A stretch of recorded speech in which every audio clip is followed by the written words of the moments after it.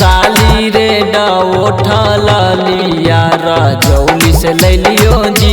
साली रे उठल लिया फुचुआ के बगल में जो सरफराज जी के दुकनिया है न ओकरे से ले हो न लगा लो हो न गोर हो जी हो।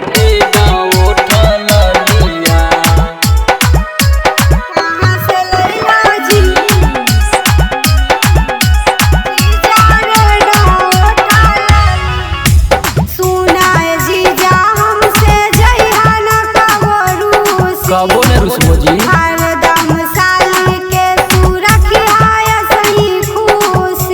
एकदम बाह में बाह डाल के रखो जी।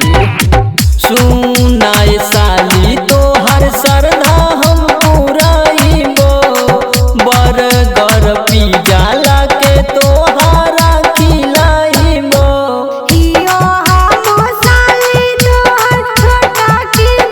एक पीस तो हखो जी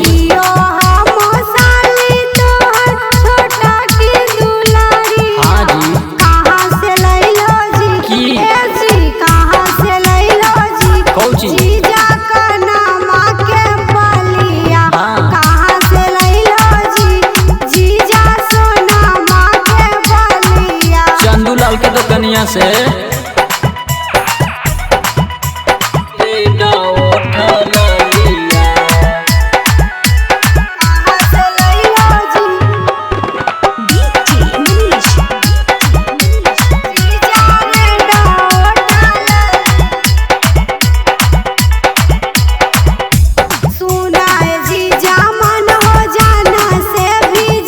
सबसे ज्यादा मानो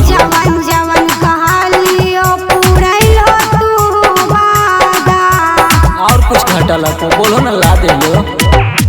सुना ये साली ले देबो सोना मो के हारावा संगे संघुराई देबो ना बांधो सहारावा।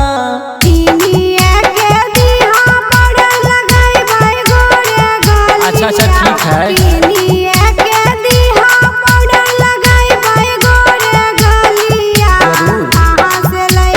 नवादा से